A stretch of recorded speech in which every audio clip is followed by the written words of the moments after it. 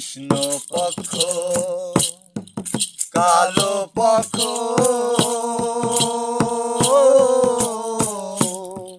কোন পক্ষেতে মধু আছে গো ও কালো ভোমর জানে মধুর মর্ম সই গো ভোমর জানে মধুর মর্ম সই গো দূতরা পোকা জানে না সই গো দূতরা পোকা